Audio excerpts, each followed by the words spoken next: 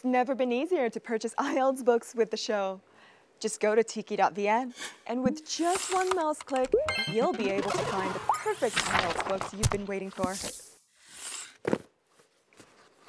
Purchase anywhere and receive discounts. Go to tiki.vn and buy.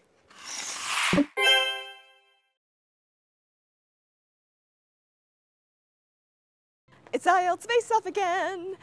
With every episode, we definitely have clues, and the producers will give me a certain type of clue, and I think I'm seeing my first clue. It is a boat. Do we have a fisherman in this episode, I wonder? Or an engineer? Oh, an anchor. So maybe relating to sailing, but still very positioned in, the hometown. So somebody who's very, very strong in their roots, but yet travels. Or fisherman. I don't know yet, so let's see. My name is Lâm Anh Vũ. I have spent more than 1/3 of my life working overseas and I'm loving it. There's a saying, happiness is a journey, not a destination. And I'm pretty much in this journey.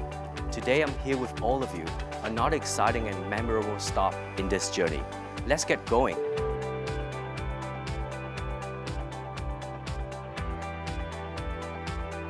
Ooh, our guest is Anh Vũ. I can see the relationship between him and sailing away. So guys, let's go meet him. Come sail away, come sail and sail with me.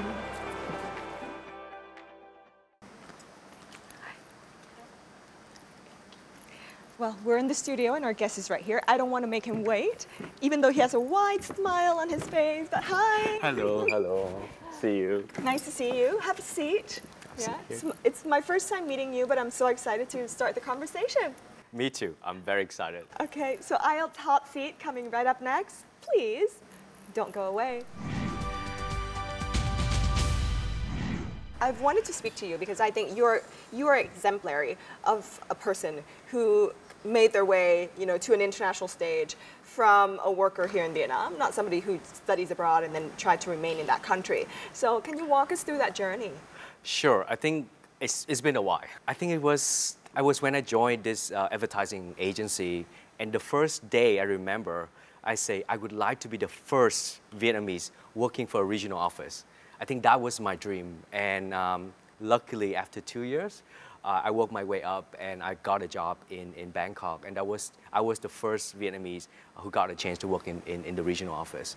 And to me, up to this point, looking back, it's still really one of my proudest moments, I guess. Why did you pick Singapore as a destination after Bangkok and not Vietnam? Very interesting question, not an easy one. To be honest, after Bangkok, the job is, I need to relocate to Singapore for the regional role, because back then, the whole regional office moving to Singapore. I was still very hungry for more.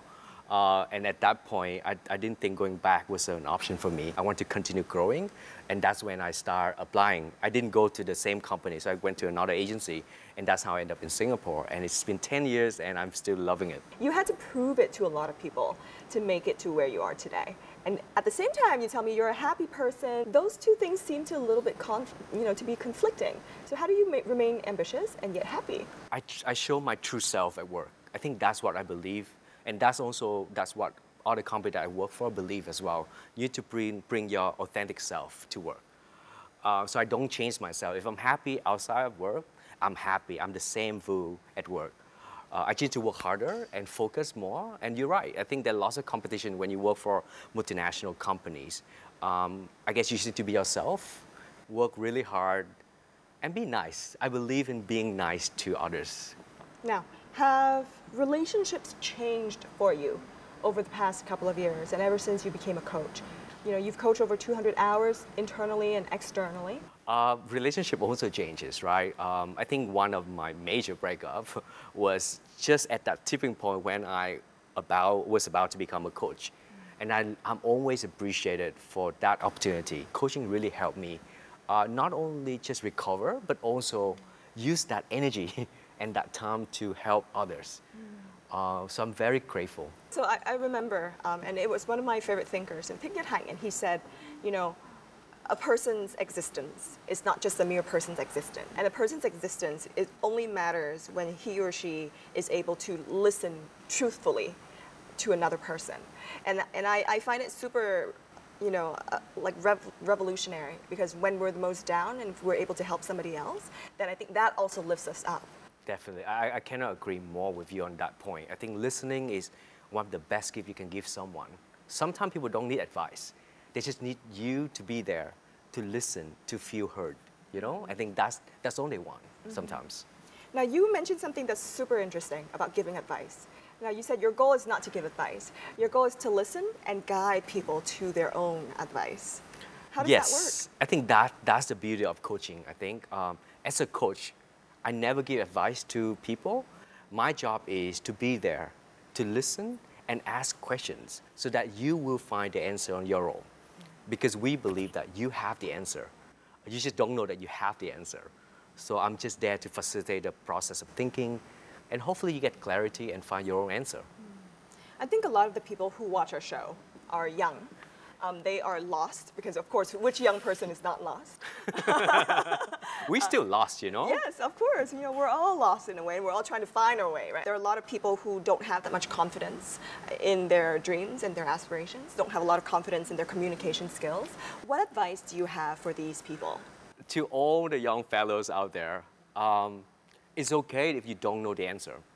Nobody knows the answer, right? Nobody knows full answer. Even now, at this age, we still lost sometimes, literally or figuratively. The key thing is, as long as you know a little bit of where you want to go, you need to take that action. I think the moment you take that action, what if you fail? Okay, you learn from that. But what if you succeed? You gain from that. And don't be afraid that, oh my God, I don't know anything, I don't know what I want in my life. You do, just a little bit will do. Be intentional about what you want, but also be vocal about that. Because if you don't come for help, if you do not lean in, people cannot read your mind, right? So ask for help. People will be there and willing to help you. So I think that's super important. So this is an English show. It's an educational show. So we're always going to ask all of our guests what their favorite idiom or vocabulary is. So what is yours? Wow, okay. My vocabulary is very simple. Love. Okay. I think you cannot be sad when you say the word love, you know? And the idiom or saying, I guess the word, the saying is, let your heart rule your head. Because so often we listen to our head, but I believe our heart is so powerful and it has so much wisdom, we just neglect our heart. So I think just listen more to our heart, love more. I think that's the most important thing. I totally agree with you. Yeah. You know, for us to be able to truly understand our heart or our emotional needs is extremely important. Super. Yeah. So in our show, we always have book recommendations. So let's find out what Anh Vu's book recommendation is. My favorite book up to this point is The Last Lecture by Randy Post. He's the late professor. And that was literally his last lecture about life, about, you know, what if you have that many days left in your life, what would you do? It's just so much love in that book about love for family, for his student, for his job, for his life, you know? And be grateful and do not take anything for granted. I guess that's some lesson I learned from the book. That's fantastic. So if you are looking to buy The Last Lecture, you can always look for books online at tiki.vn. And wherever you are, whatever time it is, you can always select the book that you want and read away to more knowledge. Okay. Well, now we're going to go to our Ielts challenge. Challenge. Yes. Ready. All right, Ielts challenge coming right up next. If you're excited to learn how we can challenge each other to a great game, please check it out.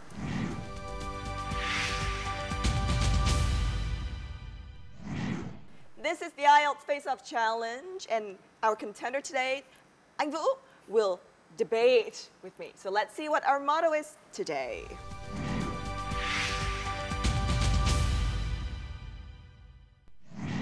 The motion today is there are more opportunities overseas as compared to where a person was born. You're for, I am against. Yes. So because you're for, you're going to start. Each of us has 30 seconds, and we're going to go 3 rounds. Yes. Let me start first. The reason I'm pro for this motion because when you work overseas, you have more opportunity. Let's start with professional gain. For you to grow, to learn a new language, to work in a multinational, multicultural environment, more opportunity to grow yourself and to push yourself outside of comfort zone. That's my first reason why I'm pro for this motion. I agree with your analysis. I do think that experiences overseas are very valuable in training a person and challenging a person. However, the actual motion is a little bit different. Opportunities. In each person's hometown, there are a specific opportunity that's very specific to that hometown. Let's say in a country that I am now in, multiple opportunities arise because the country is developing. Multiple opportunities arise because there's a lot of even foreign direct investment. So in terms of opportunities, as you said, right, we don't change the card, we change how to play the card, so we can play the different cards so that we have a lot of opportunities. So I hear you. At the same time, I feel beside the professional opportunities, you also have that personal growth, personal opportunities. Think about, like I mentioned earlier, the whole point about putting yourself outside your comfort zone. You have to be on your own feet, find out everything on your own. I think that is incredible, amazing opportunity for you to grow. So I think for that reason, I'm still wholeheartedly believe for pro that there are more opportunities working overseas. I think that what you say is absolutely correct. But however, I do think that there are a lot of opportunities people can make for themselves, and there are a lot of challenges people can make for themselves over here at home. We create opportunities. Ask any person and tell them, are you 100% comfortable? The majority will not say that they are 100% comfortable. So that means that there will always be challenges within their hometown for them to work on. Number two, the world is now a globalized stage. You can stay in this country and still work with everybody else around the world, so your colleagues and your work environment can be global. Time's up again. It's my turn now. You're a very good debater. I think my last point I want to make here is the connection that you make. The friendship, the network that you build when you work overseas is enormous. And I think about, for my case, most of my best friends are not even Vietnamese. Most of my best friends are Indian, Singaporean, or Thais, So I value that connection and that friendship. And I think that's what, if I could choose one best reason, that's the main reason, that connection in life. So now every time I go anywhere, I have friends out there. Yes. I think that the kind of connection and the kinds of friendships that you're talking about, I think are greatly fantastic. And I also think that they can be established in a lot of places. Tinder, for example, Facebook, for example, being in forums. So there are people that are friends with you even when you haven't met them before. Of course, it gives you another opportunity and reason for you to travel. And if you're talking about people who don't yet have the ability, who don't yet have the English skills to go abroad, I think their first step is going to be for them to maximize the opportunities in the country. For people that have a great command of English, who are really, really passionate, who are super ambitious, then I also think that they can really be big in the country. Really good. All right, so our time is up, both of us. I think both of us are winners. Yeah, I think the point here is not like there's always pro and con in our own debate, I think. Life is never black and white. Life is always a dynamic conversion of black and white. And it's also about how you react to that. Fantastic. It's great. Thank you so much for coming. It's amazing. Thank you. Great. Yeah. So guys, if you were inspired by the talk today, make sure you continue to check out our next section, because you'll get more very good tips from our Ielts experts. Ielts experts, right after this. Next, Ielts on the go, and our brand new, freshly young host, Nguyễn Lâm Thảo Tâm, will travel to Bình Dương to meet and greet the cutie girls from Xi'an High School.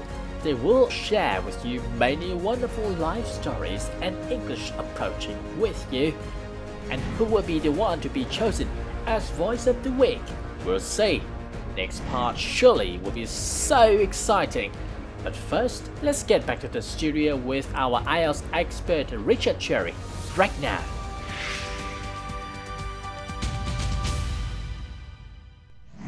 This is the Ielts expert section, and we have Richard here with us today. Hi, Richard. Hey, great to be here. That's great. Are you ready to go to Bình Dương today? Let's do it. Bình Dương, here we come. All right, Thảo Tâm, take it away to Bình Dương, please.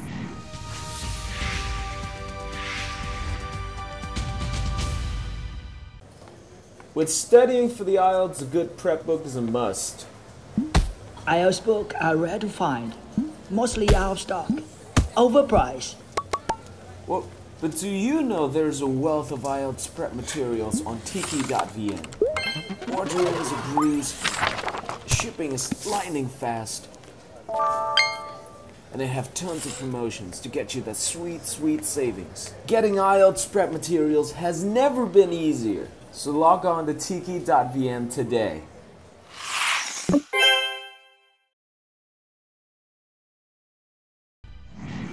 Hi Phoebe, hi studio, and we're back in Bình Dương today and with a fresh new group of girls from Ielts High School. Now I'm gonna let them tell you a bit about themselves. My name is Kyoan. Hi guys, my name is Mei and I'm classmate of these two beautiful girls. And last but not least, Hi, my name is Kiman. so all of our three beautiful ladies are very interested in learning English. However, prior to our talk, I've heard you guys say that Bình Dương isn't very well known for learning English. So why do you think that is a problem? Because parents here, they spend a lot of time at work and they don't think that English is like important subject for students. They just think that math, chemistry or physics, that's really necessary for children. So they think that their children should spend more time on learning these subjects rather than English. How come the three of you still approach English the way you do? And how was your start with learning English? We actually supply ourselves many organizations and we just like dive into many activities in Ho Chi Minh City. So yeah, we discover ourselves. We supply the condition for ourselves. And for me, I have spent 4 years in language centers just learning grammar. I remember that one time I met a couple of friends. They are speaking English together and I can't hear anything. So at that time I found that English, especially speaking, is really important to me. So I spend more time learning this skill. You girls seem very well-oriented. You seem very organized. So what are your biggest tips in learning English? The biggest tips that I want to share to you guys is be active. Just learn yourself and don't ever depend on anyone or any materials. That's very cool. And one more thing I wanted to talk to you guys about today is about the learning methods and how that would impact your learning of English. So according to several scientific studies, the learning methods of us could be split into 3 categories. Visual, which is using the eye. Audio, which is using the ears and listening. And the third one would be kinesthetic, which is using bodily movements. Now, I'd like to ask you guys about what learning style you are. I think that I'm kind of person who really visual. I can sit in front of a desk and a lot of materials and spend long hours to read all of them and remember. Sometimes when I feel that really boring or exhausted, I stand up and try to imagine that I'm a teacher and teach the lesson inside the material for others. people. Yes, to remember the lesson. Right. And how about Army? Actually, I don't have a fixed style to learn. So it's just like a mix between that 3 styles. Right. Yeah, and we exactly is the last method, which is really energetic. I go to the kitchen, I lie in my bed, yes, and I can stand the feeling that settle down on the seat to learn the things that I need. But I have to move, I have to do some maybe stupid things. There are a lot of ways to study. So IELTS on the Go is going to provide you guys with an opportunity to send one person here to take a real-time English speaking test. So you guys discuss amongst yourself and decide who's gonna come with me, okay? Okay, discuss. Right. So they're discussing, they're gonna choose for me one person to bring to the IELTS speaking test room. Now, one thing I find really admirable about these 3 girls is their ability to overcome the odds. Even though they weren't provided with the easiest environment. So, who of these 3 respectable girls are gonna join me for the test in IELTS? Let's see. So, I'm back. I'm back. So, who's it gonna be? We decide to give opportunity for this girl. Yeah, and I will be the victim. You're gonna be our victim. Okay, Kiman, let's go. Let's go. Try your best. Wish her the best. So are you ready to face off with Kim Anh? I'm ready. Let's do it. Come on. And we have chosen Voice of this week, Kim Anh. And let's see how well she deals with the real-time speaking test when she has to face off our IELTS expert in the speaking test room. Let's cross the fingers for her and her performance. Next, you can't miss the useful tips for this week. Richard and Phoebe will discuss on the tips for speaking part 2. How we can ignore the difficult cues. And in Book of the Week, we will introduce you a familiar series, Cambridge IELTS. It will give you a good general indication of your current level. Sounds cool, right? So don't go anywhere. The next part of your show is coming right now.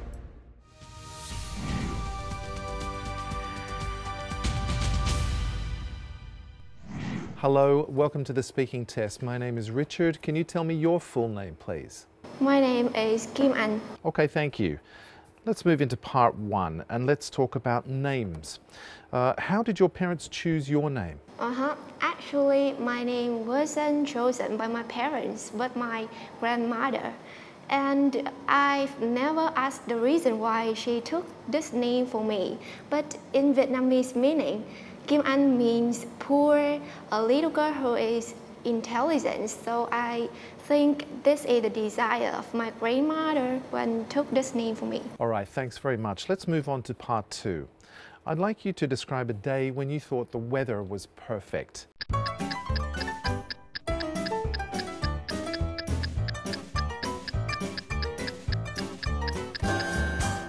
Oh, well, my nearest perfect day was on last weekend when I had a day off. And through back to that day, on the morning, I was woken up by the early morning sunshine. And after that, I spent all my whole morning to prepare for my family's lunch.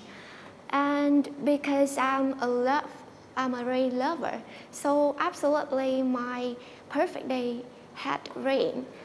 About 11 a.m., it started raining, and near 1 p.m., it was raining cats and dogs.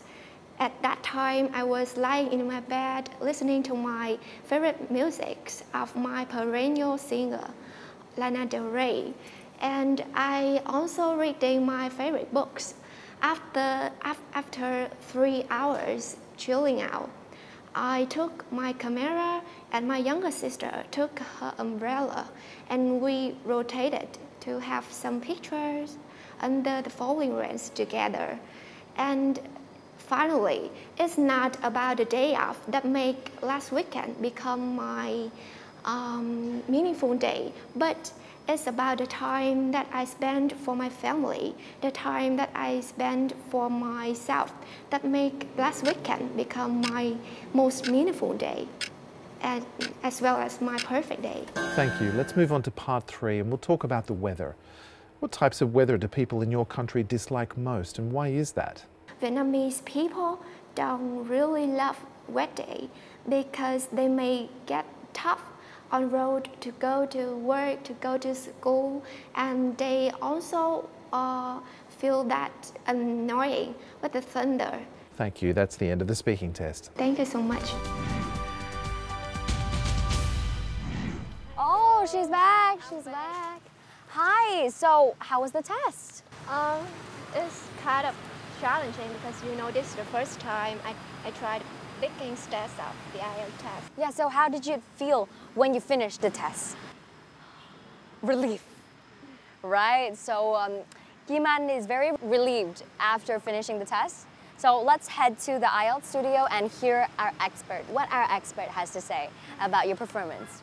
So Richard, what do you think of Kim Anh's performance? A few areas of pronunciation that she might think about looking into. So one very noticeable one was the sound.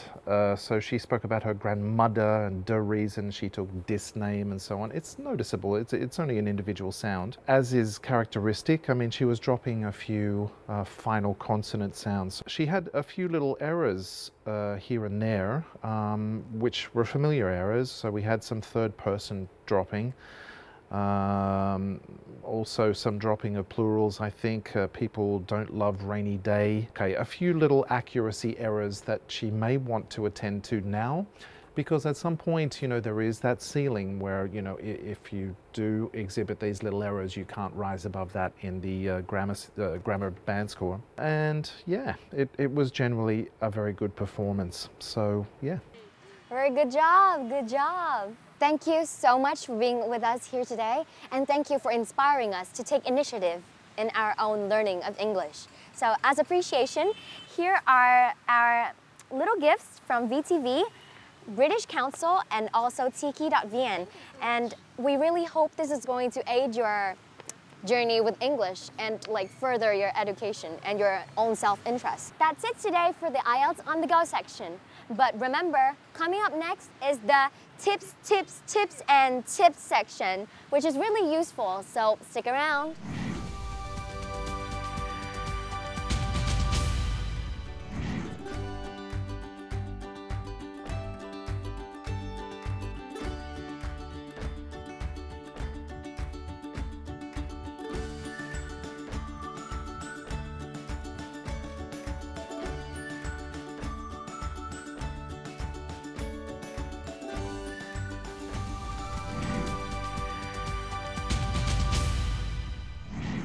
So what tips do you have as an expert for the speaking session? Okay, I think we've been looking at a tip that suggests that it's not important in speaking part 2 to follow all of the prompts, the bullet points that are given, or it's not necessary, I should say, and that's absolutely correct. They are not there. I mean, there is nothing in the exam that says, did the student answer all those bullet points? So yeah, what I often advise people to do when looking at the part 2 question is to let the question remind them of a story. If you're just remembering a story about something that really happened to you, it's less cognitive load than having to make something up.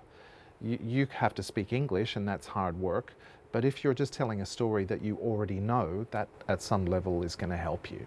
The other thing is that by doing so, you are probably showing a greater range of grammar structures by talking about something that occurred in the past, rather than simply describing the way, yeah, in that minute thinking time, spend a little time to let this prompt remind you of a story, and then you've got tons of backup material you could keep speaking for 2 minutes easily, I hope. And of course, guys, every week we have our book suggestion for you. So check out our book suggestion for this week.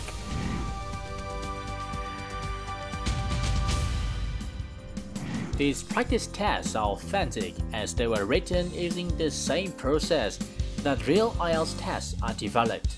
Each book has 4 academic tests and 2 general training tests. There are sample written essays with examiner comments and scores. It is important to note, do not use Cambridge IELTS number 1 to number 4 since they are out of date. The IELTS tests changed after they were published. Hey guys, if you're looking to purchase those books, make sure you use the Tiki app. The app can be on your phone, and with just one swipe, you'll be able to get the books delivered to your home. Very, very easy. Well, thanks, Richard. Thank you. Yeah. I remember when I was 15, that was the first time that I left the house for good. Fearful of what the next 10 years would look like for me without my parents beside me. What was I going to do when an issue arose? And what was I going to do when I fell sick?